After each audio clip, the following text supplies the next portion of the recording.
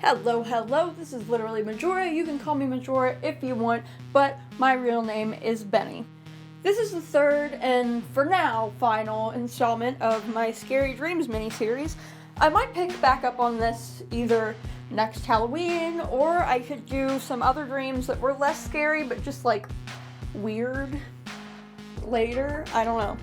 Okay, I'm gonna pause in the middle of my intro to this video and apologize for this being a day late. I know that's not a super huge deal to anybody watching this, but to me it is. I didn't really manage my time very well last week, and I ended up running out of time on Monday when I thought I would have time to record and upload the video in the same day, and then I didn't, so sorry about that. So far, I have covered some of my most recent nightmares, which were unsettling for me, and then also I've gone over my vampire dreams. And today we're talking about 3 dreams that I had as a little kid that, messed me up for a long time. By my current standards, these honestly don't even qualify as being nightmares at all, but at the time, they were really scary to me, and a couple of them I thought about for weeks, and one of them has pretty much stayed with me my whole life. Let's start off with the doppelganger dream. Now, when I was little, I didn't know the word doppelganger, obviously. I had no idea what it meant. I had no idea of that concept in general. If you're unfamiliar with it, it's basically some sort of ghost or demon, depending on what you're going off of, that is identical to you, and when you see it, it is an omen of death, or it may make you die immediately. Again, depending on what you're going off of. But I did have sort of a similar concept that I already knew about. Twins, or rather, evil twins, I guess. I feel it's important to note that if you didn't already realize this, I grew up under the assumption that I was a girl. So I'm going to be referring to the evil twin or doppelganger from my dreams with female pronouns, even though had I had that dream now, it wouldn't be the same.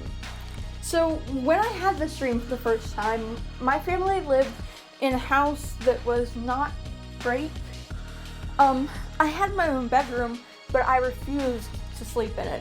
And we ended up moving, maybe after we'd only lived there for a year, maybe even less, honestly, I don't remember. But instead of sleeping in my room, I would always sleep on the floor in my parents' bedroom. Side note, while we were living in this house and I was sleeping in my parents' bedroom, they watched a scary movie one time that really haunted me for most of my childhood, and I honestly had no idea what the movie was. I just remembered a woman crying about a baby, and then I very recently found out that that movie was actually Rosemary's Baby. So where I slept and Rosemary's Baby aside, there was a reason that I didn't like sleeping in my bedroom, although I don't recall ever actually telling my parents this.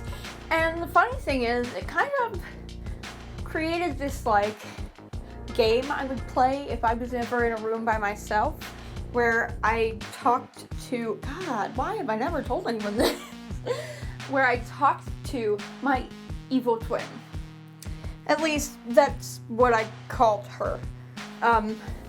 So to set the scene, I had a very small bedroom with a cute little toddler bed in it, with Winnie the Pooh stickers, and it was the cutest little bedroom, right?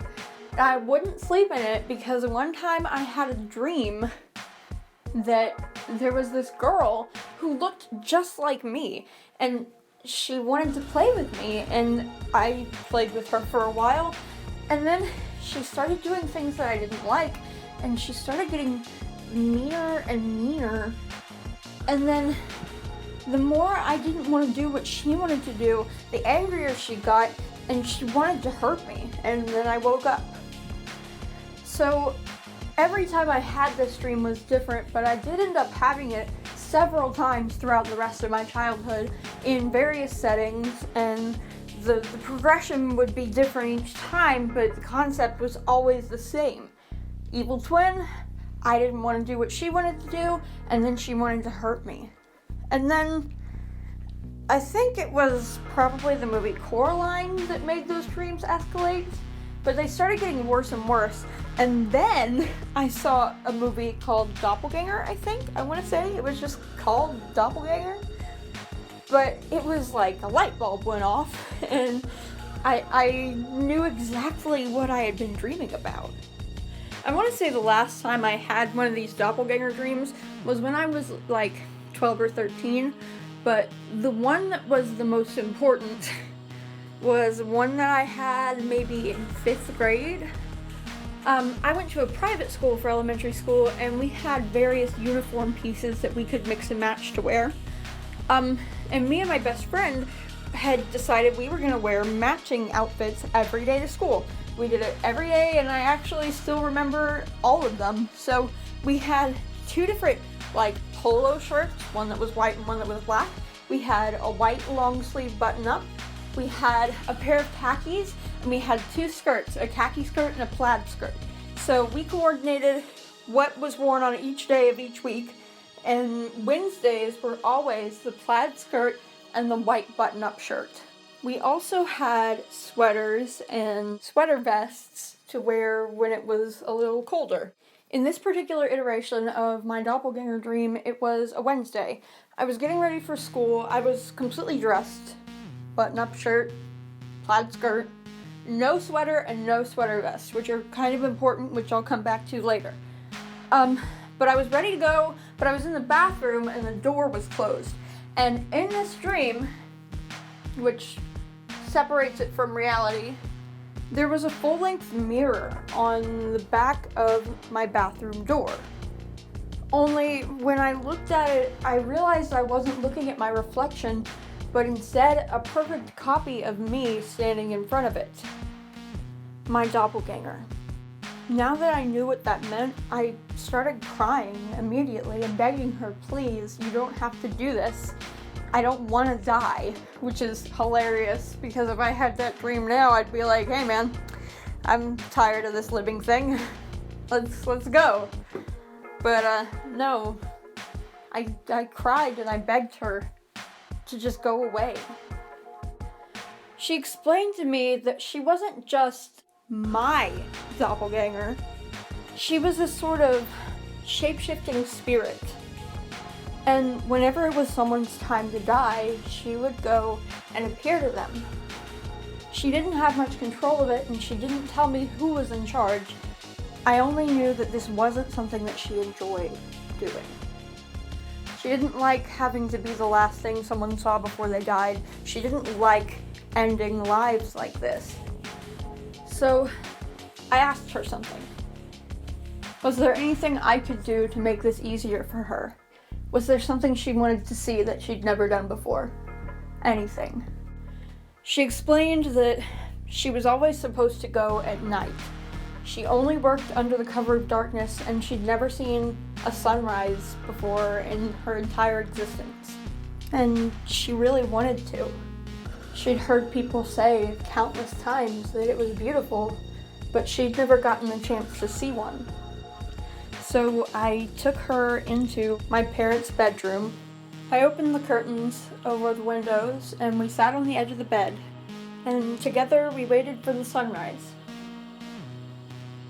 That dream permanently changed me. Every Wednesday I made sure that I wore a vest or a sweater vest, because if I didn't, I felt like I was just waiting for it to happen.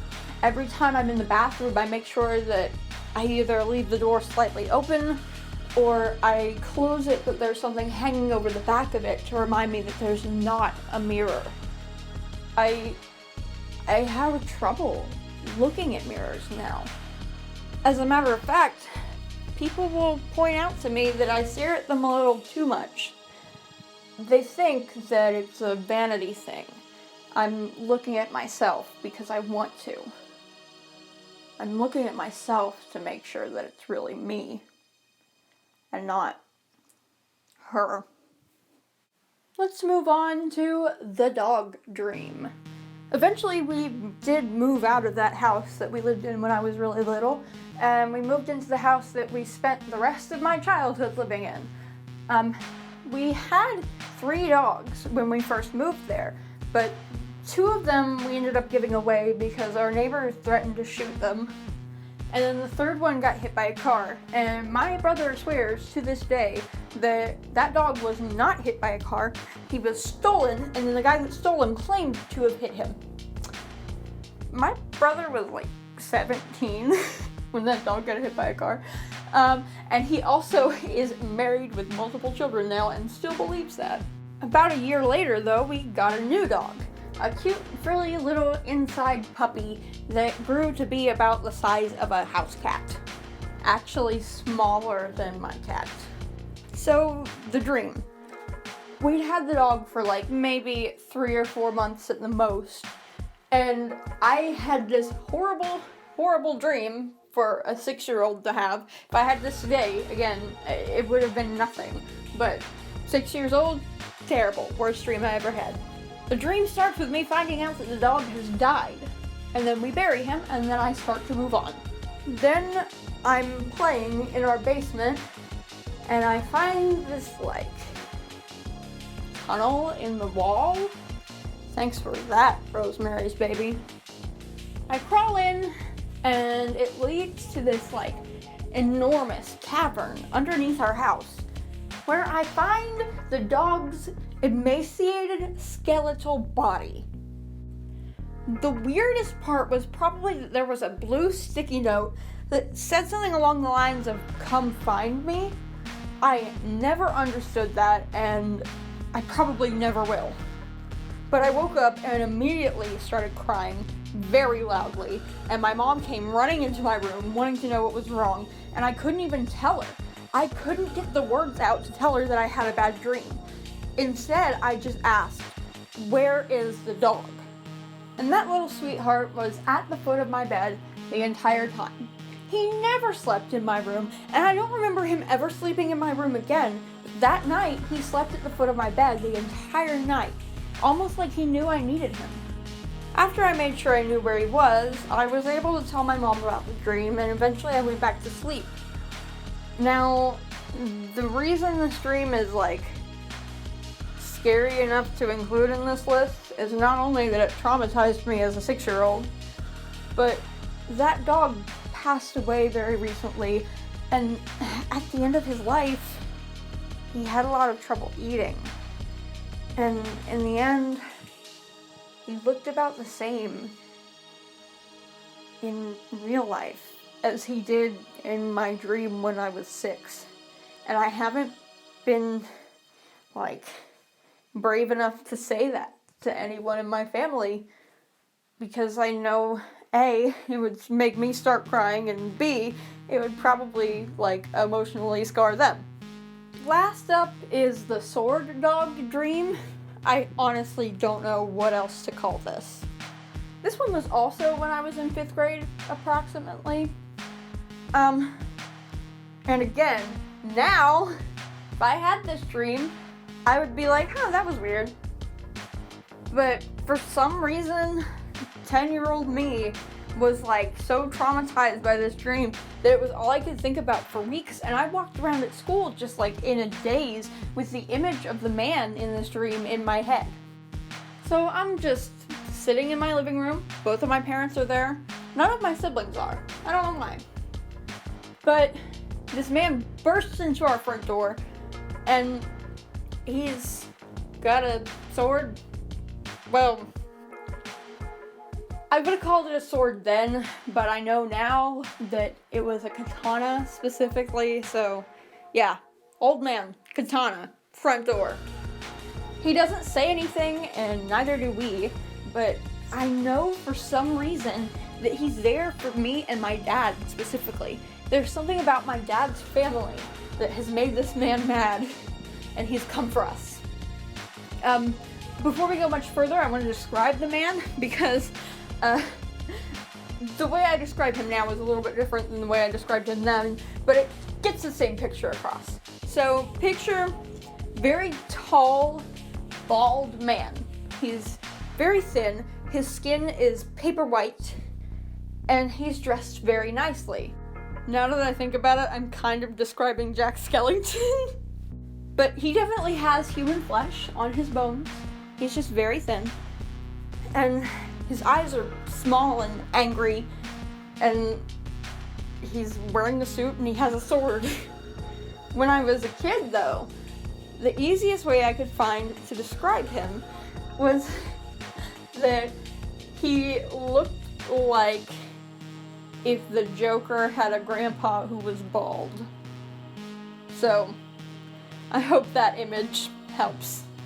So my parents decide that in order to protect themselves from this Joker grandpa, they're going to move a table out from the wall and then stand behind the table so that the table is between them and the man. I, however, decide that I'm gonna fight the guy. There just happens to be a second sword laying on the ground, so I pick it up and I manage to actually hit him. Scary Katana Grandpa runs into my parents' bedroom, injured, bleeding. And then a couple minutes later, my dog walks out from the bedroom, followed by an exact copy of himself. So the old guy turned into my dog. And now we have no way of knowing which one is him and which one is the dog. And then I woke up. And literally, I walked around in like such a daze, just like thinking about this man and what did he want with me and why did he turn into my dog? I guess I'll probably never know. But thanks for listening, and I honestly have no idea what is going to be Fridays, how this thing changed my life. I guess I have time to figure it out between now and then. I'm kind of torn between Harry Potter and like maybe Halloween itself. But I don't know. Whatever it is, I'll see you then. Bye!